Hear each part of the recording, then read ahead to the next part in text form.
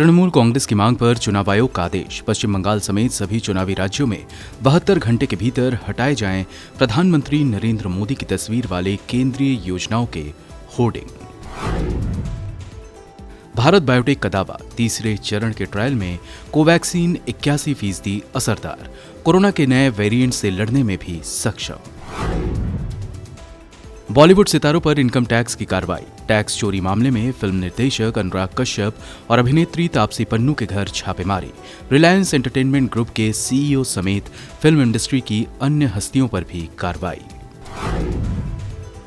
तमिलनाडु विधानसभा चुनाव से पहले राज्य की राजनीति में बड़ा उलटफेर। जयललिता की करीबी रही एडीएमके की नेता वी शशिकला ने राजनीति से संन्यास लिया। कहा, मैंने कभी सत्ता या किसी पद का लक्ष्य नहीं रखा। नौकरियों के बहाने वीगर मुसलमानों को तितर बितर कर रहा चीन, अंतर्राष्ट्रीय मीडिया की रिपोर्ट में दावा। म्यांमार में सैन्य तख्तापलट के महीने भर बाद भी हिंसा जारी। आंग सान सूची की रिहाई की मांग को लेकर हर रोज हो रहा प्रदर्शन। पुलिस की गोलीबारी में बुधवार को कम से कम 38 लोगों की मौत।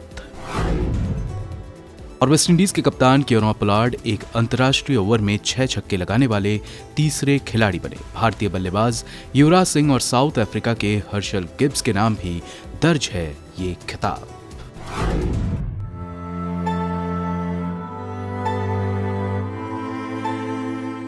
नरेंद्र मोदी के प्रधानमंत्री बनने के बाद से देश में नागरिकों का अधिकार और स्वतंत्रता खत्म होता जा रहा है। मोदी के नेतृत्व में भारत ने वैश्विक स्तर पर अब एक लोकतांत्रिक लीडर के तौर पर काम करना छोड़ दिया है। अमेरिकी थिंक टैंक फ्रीडम हाउस ने अपनी हालिया रिपोर्ट में ये बात कही है। रिपोर्ट में खास तौर पर मुसलमानों पर हमले और उन पर आए दिन लगाए जा रहे राजद्रोह के मामलों का भी जिक्र है। इस लिहाज से फ्रीडम हाउस ने भारत को स्वतंत्र से आंशिक स्वतंत्र की कैटेगरी में शामिल कर दिया है। रिपोर्ट में कहा गया है कि भारत की स्थिति में आया ये बदलाव लोकतंत्र और सत्तावाद में होने वाले वैश्विक बदलाव का ही एक हिस्सा है। प्रधानमंत्री नरेंद्र मोदी के नेतृत्व में भारत भी सत्तावाद की तरफ बढ़ रहा है। फ्रीडम हाउस की रिपोर्ट डेमोक्रेसी अंडर सीज में भारत 71वें स्थान से गिरकर 67वें स्थान पर आ गया है। अपनी वार्षिक रिपोर्ट में फ्रीडम हाउस ने कहा कि मोदी की हिंदू राष्ट्रवादी सरकार में मानवाधिकार संगठनों पर दबाव बढ़ा है। शिक्षाविदों और पत्रकारों पर दबाव बढ़ गए हैं और उन्हें धमकाया जा रहा है। रिपोर्ट में कहा गया है कि खासतौर पर मुसलमानों के खिलाफ होने वाले हमले देश में राजनीतिक और नागरिक स्वतंत्रता बिगड़ने की वजह है। रिपोर्ट में नए नागरिकता कानून यानी सीएए का भी जिक्र है। रिपोर्ट के मुताबिक सीएए का विरोध करने वालों के खिलाफ हुई पुलिस बर्बरता और हिंसक कार्रवाई से भारत की रैंकिंग घटी है। रिपोर्ट में कानून को लेकर सरकार और इसका विरोध करने वालों का तर्क भी दिया गया है। रिपोर्ट में लॉकडाउन के बाद लाखों प्रवासियों के घर लौटने का भी जिक्र है। कहा गया है कि पिछले साल मार्च में भारत ने अचानक लॉकडाउन का ऐलान किया, जिससे लाखों प्रवासी मजदूर बिना पैसों के शहरों में ही फंस गए। कई लोग पैदल ही सैकड़ों मील चले और इनमें से कई लोगों की दुर्घटना या फिर थकान के चलते मौत हो गई।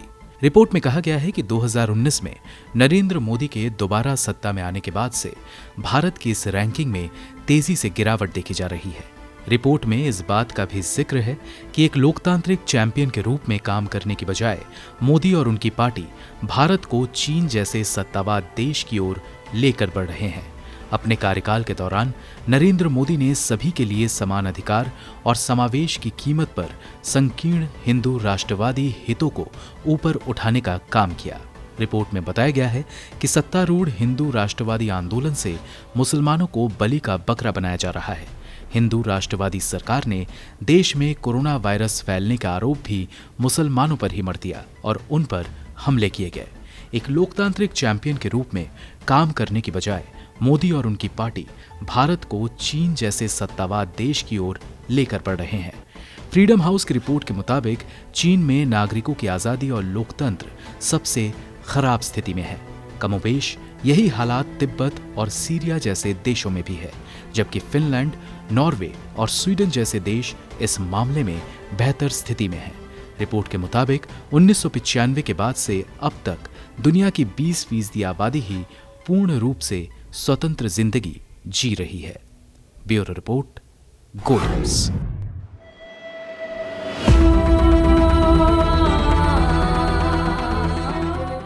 क्या आपको पता है कि भारत में होने वाली सड़क दुर्घटनाएं हमें और गरीब बना रही है। सिर्फ गरीब ही नहीं, बल्कि ये दुर्घटनाएं हमारे देश के एक बड़े तबके को मानसिक रोगी भी बना रही है। अगर सड़क दुर्घटनाओं पर अंकुश नहीं लगाया गया तो स्थितियां और विकराल होती चली जाएंगी। विश्व बैंक की report traffic crash injury and disability the burden on Indian society में देश में होने वाली दुर्घटनाओं और उसके पड़ने वाले प्रभाव पर कई जानकारियां सामने आई हैं। रिपोर्ट के मुताबिक भारत में 75% से अधिक गरीब परिवारों की आय में कमी का कारण सड़क दुर्घटना है। रिपोर्ट में बताया गया है कि सड़क दुर्घटना के चलते गरीब परिवारों को 7 महीने से ज्यादा आय का नुकसान उठाना पड़ता है। वहीं अमीर परिवार को 1 महीने से कम की आमदनी का नुकसान होता है। इस रिपोर्ट में एक और रोचक तथ्य सामने आता है और वो ये कि विश्व में वाहनों का सिर्फ 1% ही भारत में है, लेकिन सड़क दुर्घटनाओं में 10% मौतें इस देश में होती है। विश्व बैंक की इस रिपोर्ट के अनुसार जनवरी 2005 से जुलाई 2019 के बीच हुए सड़क हादसों में शहरी इलाकों के 11.6% परिवारों की तुलना में 44% ग्रामीण परिवारों में कम से कम एक मौत हुई है।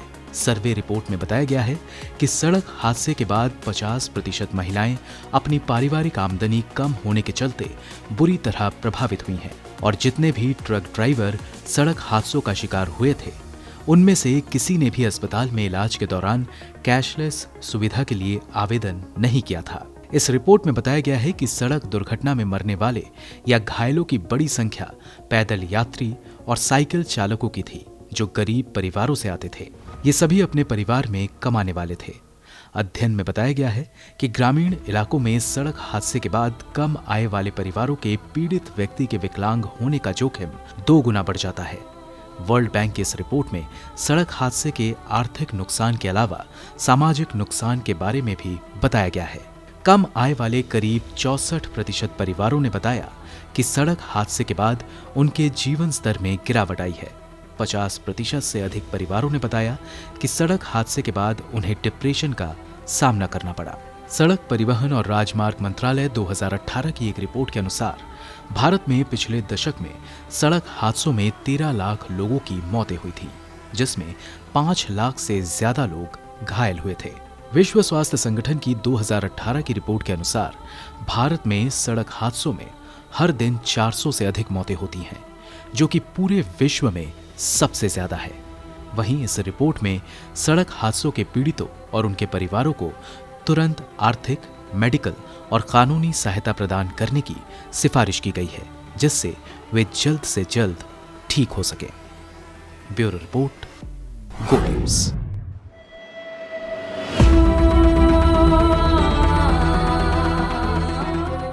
क्या आपको पता है कि भारत में होने वाली सड़क दुर्घटनाएं हमें और गरीब बना रही है? सिर्फ गरीब ही नहीं, बल्कि ये दुर्घटनाएं हमारे देश के एक बड़े तबके को मानसिक रोगी भी बना रही है। अगर सड़क दुर्घटनाओं पर अंकुश नहीं लगाया गया तो स्थितियां और विकराल होती चली जाएंगी। विश्व बैंक की report traffic crash injury and disability the burden on Indian society में देश में होने वाली दुर्घटनाओं और उसके पड़ने वाले प्रभाव पर कई जानकारियां सामने आई हैं। रिपोर्ट के मुताबिक भारत में 75% से अधिक गरीब परिवारों की आय में कमी का कारण सड़क दुर्घटना है। रिपोर्ट में बताया गया है कि सड़क दुर्घटना के चलते गरीब परिवारों को 7 महीने से ज्यादा आय का नुकसान उठाना पड़ता है। वहीं अमीर परिवार को 1 महीने से कम की आमदनी का नुकसान होता है। इस रिपोर्ट में एक और रोचक तथ्य सामने आता है और वो ये कि विश्व में वाहनों का सिर्फ 1% ही भारत में है, लेकिन सड़क दुर्घटनाओं में 10% मौतें इस देश में होती है। विश्व बैंक की इस रिपोर्ट के अनुसार जनवरी 2005 से जुलाई 2019 के बीच हुए सड़क हादसों में शहरी इलाकों के 11.6% परिवारों की तुलना में 44% ग्रामीण परिवारों में कम से कम एक मौत हुई है। सर्वे रिपोर्ट में बताया गया है कि सड़क हादसे के बाद 50% महिलाएं अपनी पारिवारिक आमदनी कम होने के चलते बुरी तरह प्रभावित हुई हैं और जितने भी ट्रक ड्राइवर सड़क हादसों का शिकार हुए थे उनमें से किसी ने भी अस्पताल में इलाज के दौरान कैशलेस सुविधा के लिए आवेदन नहीं किया था। इस रिपोर्ट में बताया गया है कि सड़क दुर्घटना में मरने वाले या घायलों की बड़ी संख्या पैदल यात्री और साइकिल चालकों की थी, जो गरीब परिवारों से आते थे। ये सभी अपने परिवार में कमाने वाले थे। अध्ययन में बताया गया है कि ग्रामीण इलाकों में सड़क हादसे के बाद कम आय वाले परिवारों के पीड़ित व्यक्ति के विकलांग होने का जोखिम 2 गुना बढ़ जाता है। वर्ल्ड बैंक की इस रिपोर्ट में सड़क हादसे के आर्थिक नुकसान के अलावा सामाजिक नुकसान के बारे में भी बताया गया है। कम आय वाले करीब 64% परिवारों ने बताया कि सड़क हादसे के बाद उनके जीवन स्तर में गिरावट आई है। 50% से अधिक परिवारों ने बताया कि सड़क हादसे के बाद उन्हें डिप्रेशन का सामना करना पड़ा।